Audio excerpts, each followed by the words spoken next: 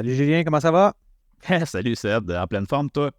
Oh yes, on débute un nouveau segment, le segment les Mhm. vendredis Rocket. Yes. Il a commencé à avoir du stock à raconter, hein? Ouais, ben écoute, moi j'ai eu la chance, en fait, l'opportunité de pouvoir regarder les deux premières parties. Bon. Cérémonie d'ouverture qui était, ma foi, meilleure que celle du Canadien. Et bon, la partie d'hier, par contre, là, on est au moment où on tourne, on est jeudi, dans le fond. Donc, la partie de mercredi soir, j'ai pas eu l'occasion de la voir du tout, par contre, là, sauf les faits saillants, dans le fond. Ben, c'est bien correct. Moi, je l'ai écouté, ça s'est bien passé. Si on a encore perdu, en tout cas, on Ouais, s'en reparle. c'est ça. C'est sûr que l'important, c'est pas nécessairement les victoires, les défaites pour le Rocket cette année, là. En tout cas, je crois pas que c'est ça la Mhm. priorité. C'est sûr que, comme tu disais la dernière fois, il y a juste une équipe qui ne prend pas les séries, le reste, ils vont tous faire les Ouais, séries. c'est ça. Fait que le but, c'est pas de se rendre en série, mais c'est de développer notre monde puis de s'assurer que ça se développe comme il faut pour, une fois rendu en haut, ben, ils savent leur rôle puis ils puissent avancer là-dedans, là.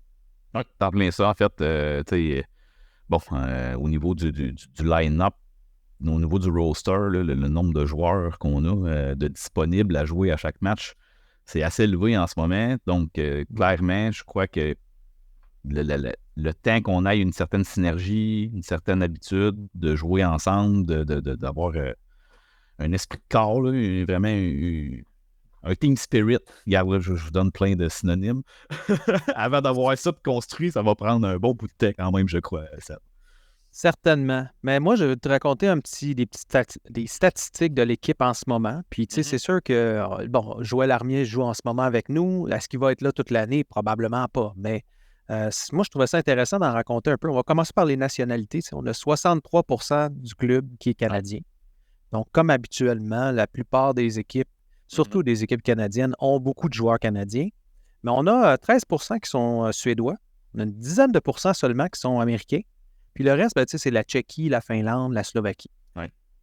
Donc, de ces joueurs-là, évidemment, là, tu sais, si on regarde là, les plus petites nations, là, Slovaquie, Finlande, tu sais, c'est un joueur chaque, là. Mais quand on regarde la Tchéquie, on a Jakub Dobeš qui est là, Mhm. super intéressant, qui joue avec son compatriote Mysak, Mysak, comme tu Ouais. l'appelles, Mishak, peu Oui. importe. Puis si on regarde au niveau de l'expérience, là, moi, ce que j'ai été étonné, c'est de voir combien de matchs d'expérience NHL qu'on avait dans l'équipe. Il y a OK, ouais. 1200 matchs 1200 matchs de game NHL qui a été joué par le Rocket. Ce qui est quand même énorme là, quand tu considères que c'est une jeune équipe, là. C'est supposé être une équipe avec juste des jeunes. Mhm. Mais finalement, on se rend compte qu'il y a quand même pas mal de matchs qui ont été joués dans la Ligue nationale. Ben, je pense que c'est l'ajout de certains contrats aussi en Hum. cours d'été, là, du côté du Canadien. Si on pense à Philippe Maillet, qui avait quand même une coupe de games NHL de jouer aussi. Ouais. On a re-signé notre capitaine, là, Gabriel Bourque aussi, que lui ici, dans le fond, il a sa part de match NHL de jouer. Ouais. Puis aussi, on a ajouté Lidstrom, il ne faut pas l'oublier, là.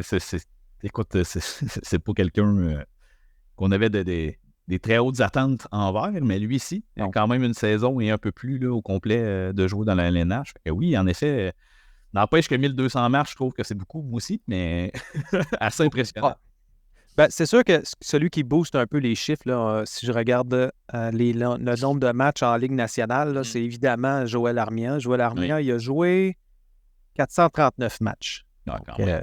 un petit peu plus que 400 matchs. Fait que si on enlève les 400 matchs, il reste quand même 800 matchs divisés en quoi, 25, 26 joueurs, Ouais.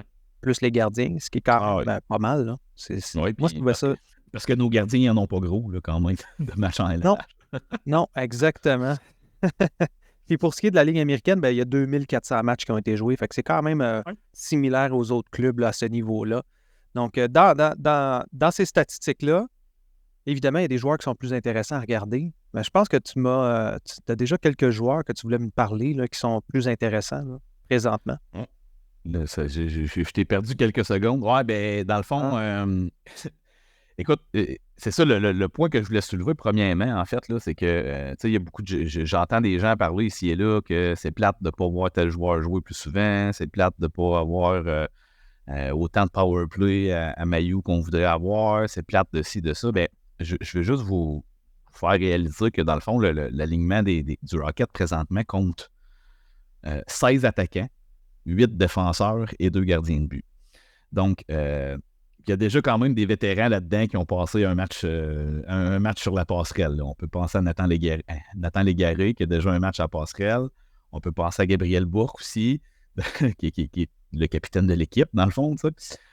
On peut penser à Xavier Simoneau. On peut penser à Emil Heinemann, qui a passé un tour aussi. Là, j'ai des stats de leur côté. Là. C'est pour ça que je regarde un petit peu de côté. Puis, à la défense, dans le fond, on a à peu près juste Mailloux, Strubble puis Norlinder qui ont joué tous les matchs.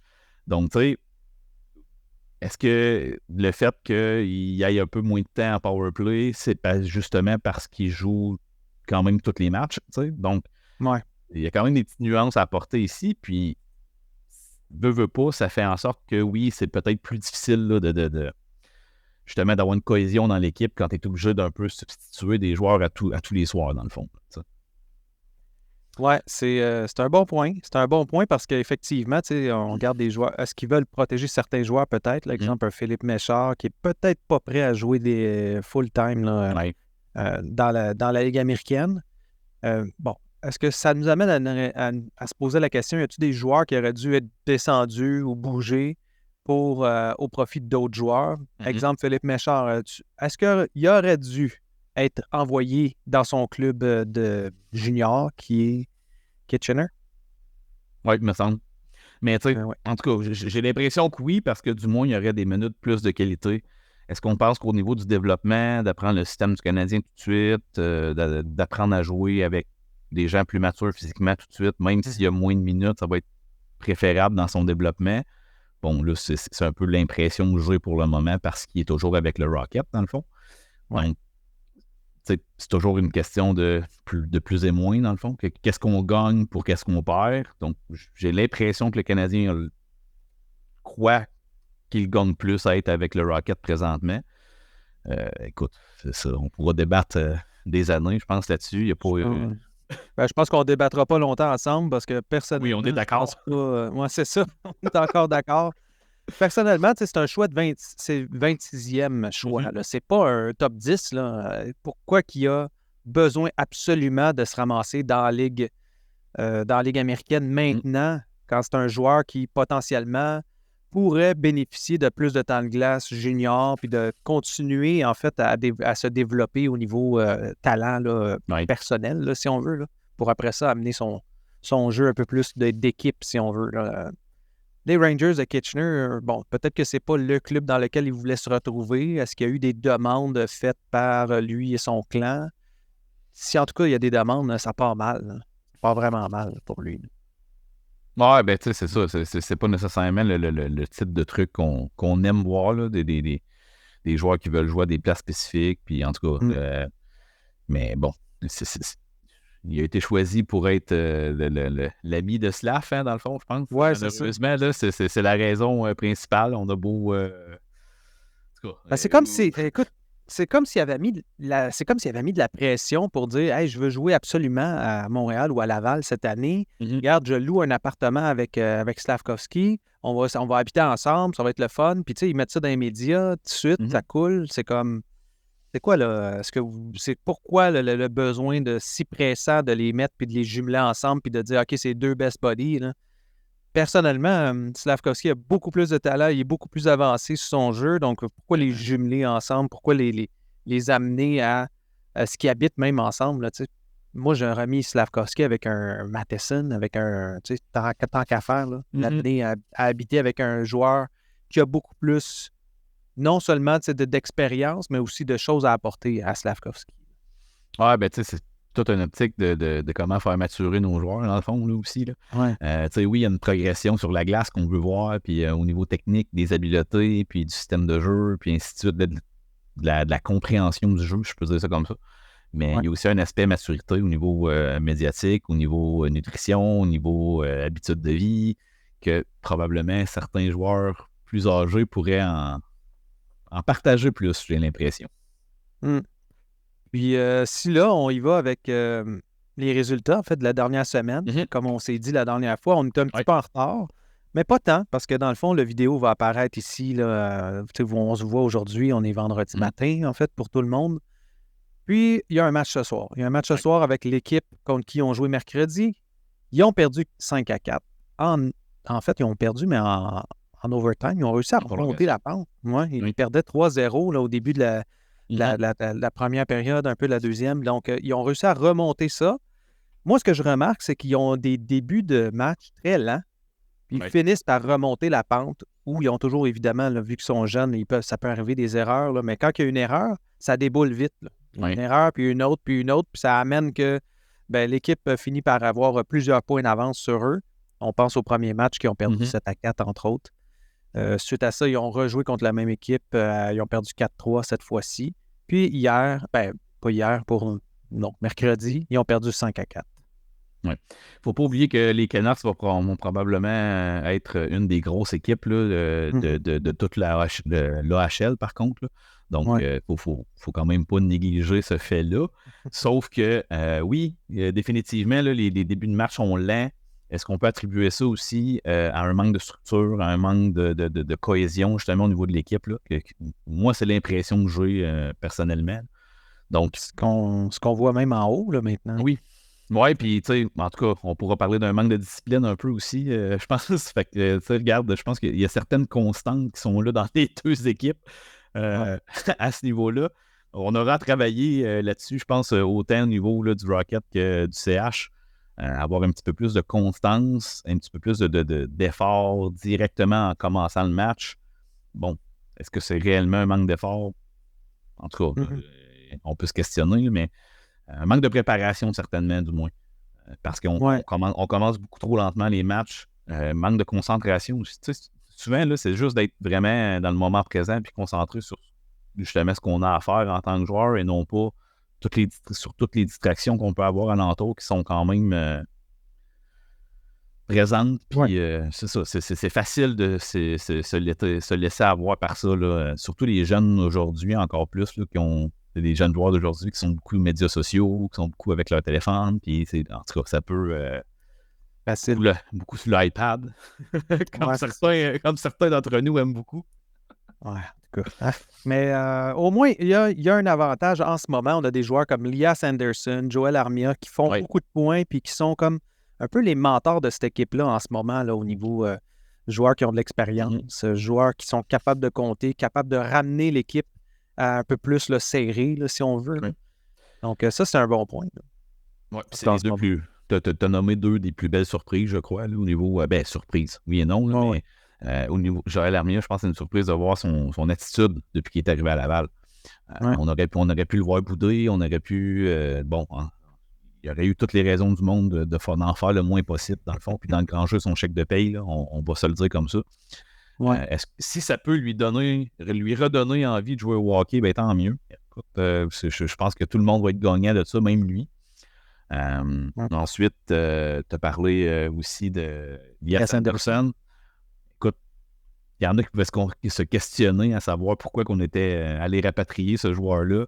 C'est sûr qu'on a toujours besoin de bons joueurs à Laval pour avoir un petit peu plus de talent pur et de match joué, d'expérience, dans le fond. Ben écoute, c'est un centre. C'est un pas pire centre, d'ailleurs. Là, il fait 6 pieds, 190 livres. Il se déplace bien. Il est un bon playmaker. Là, il a 2 buts, 2 passes. Donc, déjà 4 points en 3 matchs. Un peu comme Joel Armia. Lui, c'est 3 buts, 1 passe, donc 4 points. Mais je trouve que c'est un bon joueur pour les Joshua Roy, pour des Mitchell Stephen, même qui est un petit peu plus jeune aussi. Là. En fait, ils ont à peu près le même âge, là, Lias Anderson puis Mitchell Stephen, mais pour des joueurs, excuse-moi, plutôt comme Emil Heinemann. Bon, là, finalement, il est blessé là, en ce moment. Heinemann, probablement commotion cérébrale. Donc, symptômes de commotion. Donc, on ne sait pas quand est-ce qu'il va revenir. Mais même pour les Sean Farrell, Xavier Simoneau, puis tous ces joueurs-là, je pense que c'est bon d'avoir des joueurs d'impact qui ont beaucoup de talent, mais qui sont aussi, là, tu vois que ça leur tente de jouer.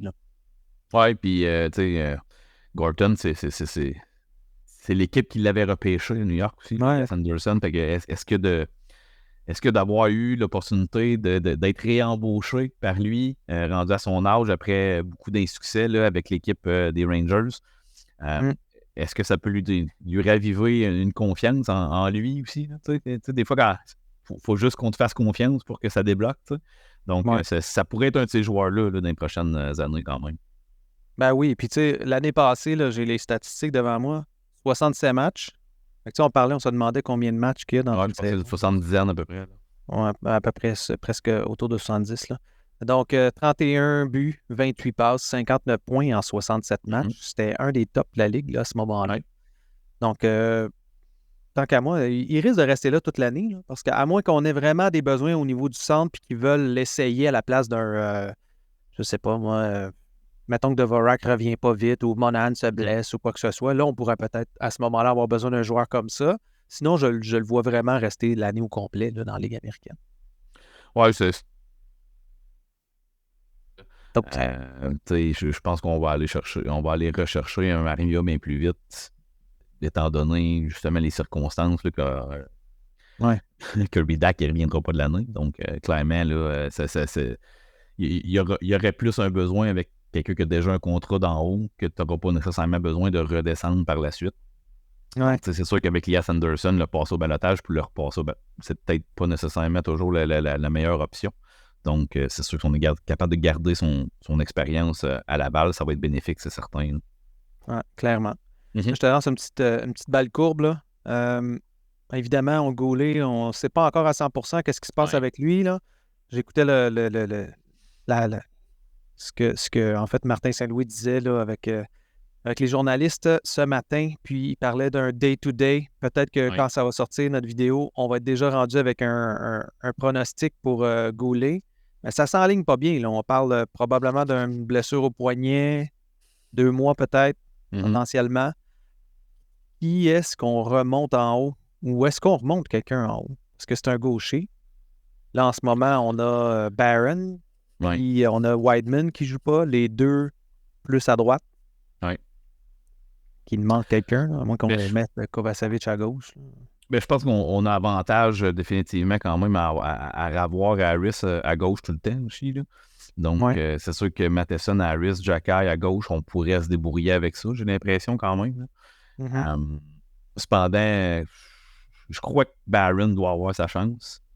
J'ai l'impression que le CH va préférer monter un attaquant qu'un défenseur vu la situation des 3 gardiens de but présentement.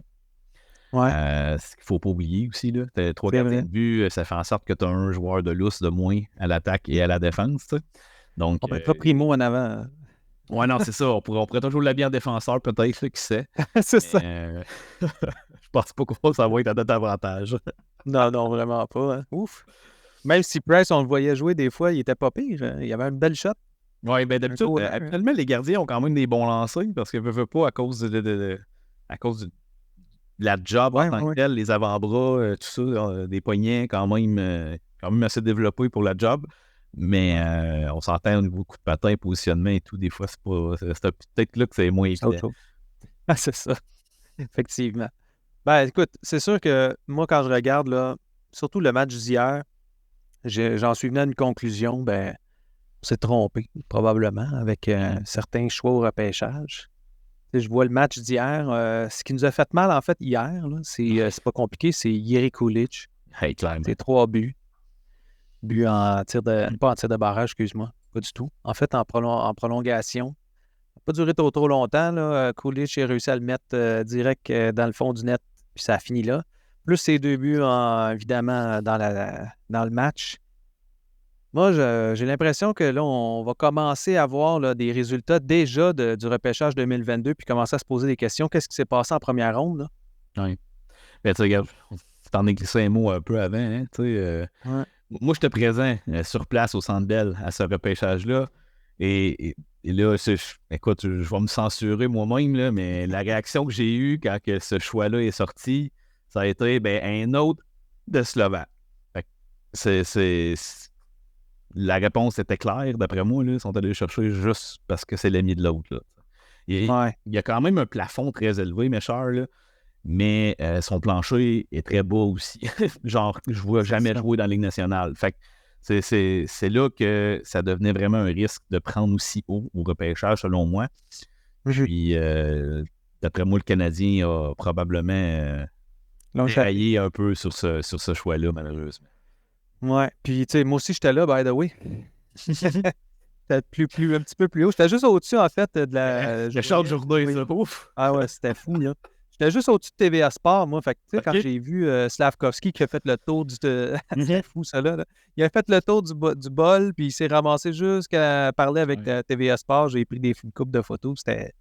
Tu sais, on voyait déjà l'ambiance qui était up and down, parce que, tu sais, on se rappelle bien, là, le premier pick, tout le monde s'attendait à ce que ça soit Wright.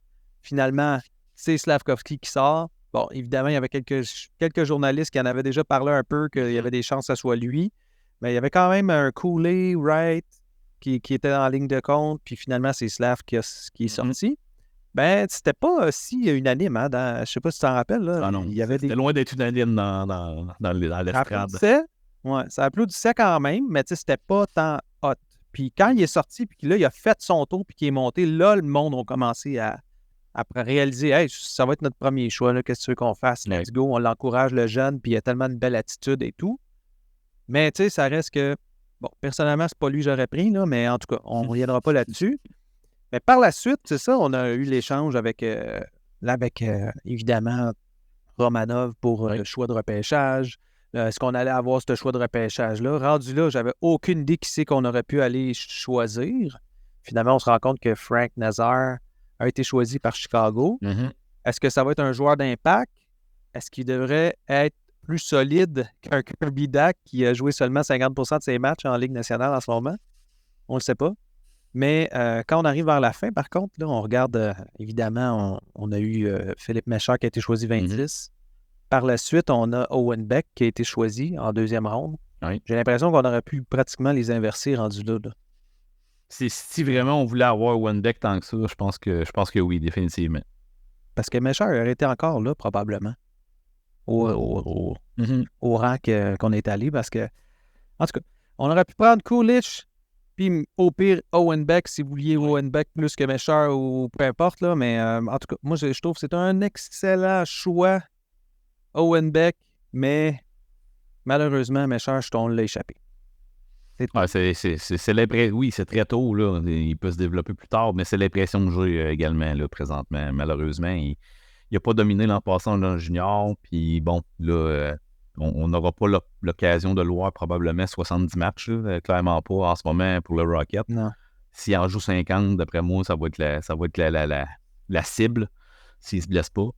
Donc, là, on est toujours en train de dire s'il ne se blesse pas parce que tout le monde se blesse tout le temps. Mais bon. Ouais, c'est ça.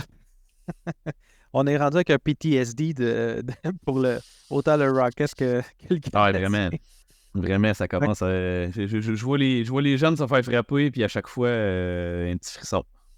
Ouais, moi, j'aime pas bien ça, moi non. C'est vrai. Puis même les Mailloux, puis les joueurs un peu plus d'impact, là, c'est un petit peu... pas épeurant, mais on se pose la question. Là. Est-ce que ça va finir par une blessure en quelque part ou pas? Là? Ouais. C'est dommage. Mais bon, on va rester positif. Il y a un match ce soir.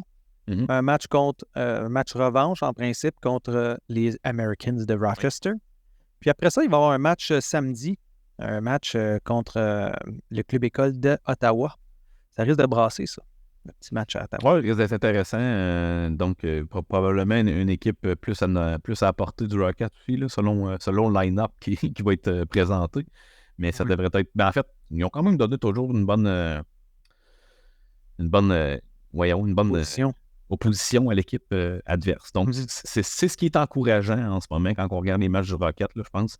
Malgré le fait que, bon, j'ai l'impression qu'il y a un manque de préparation des joueurs individuellement, là, pas nécessairement du coach, là, mais chaque joueur individuellement ne sont pas assez prêts, je pense, quand ils commencent les matchs.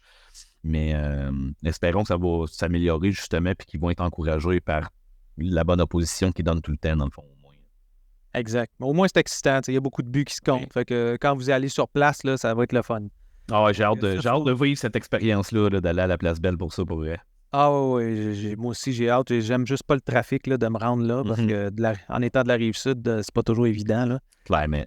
Fait que, ouais. Donc, 2 matchs vendredi, samedi. Après ça, pas de match pendant une semaine. Suite à ça, c'est vendredi le prochain match. Donc, nous, on va avoir le temps de se parler d'ici là. On va pouvoir se parler un peu de qu'est-ce qui est arrivé. Est-ce qu'Heinemann va revenir? Ouais. Y a-t-il des changements au niveau de l'alignement? Armia, il remonte tout en haut. Donc, il y a plein de choses qui risquent de se passer d'ici ce temps-là. Moi, j'ai juste hâte de voir ça va être quoi l'évolution de tout ça. Moi aussi, ben out. Excellent. Donc, on se revoit dans le prochain épisode pour les Vendredis Rocket. Ouais, les pouces en l'air, on partage, s'il vous plaît, les amis. En tout cas, merci beaucoup. Les commentaires sont toujours positifs. Oui. Vous avez des questions, là, très important, en fait. Là, la semaine prochaine, on fait un mailbag. Donc, on veut répondre à vos questions. Fait qu'envoyez-nous ça dans les commentaires. On les prend toutes en note. Vous pouvez nous envoyer aussi un courriel. Un courriel, Ouais, c'est assez simple. C'est mordu de hockey, mordu avec un S, hockey, @gmail.com. Puis, ça va nous faire plaisir de vous répondre. On en a un, d'ailleurs. On va faire un épisode complet là-dessus la semaine prochaine. On a reçu une belle question, super intéressant. Puis, sinon, ben, on vous revoit la semaine prochaine. Oui. Pour les Rockets, en tout cas. Ouais, bon week-end à tous. Suivez-nous. Puis, merci à toi, Seb. Yes. Attention à vous autres. Bye bye, tout le monde. Bye.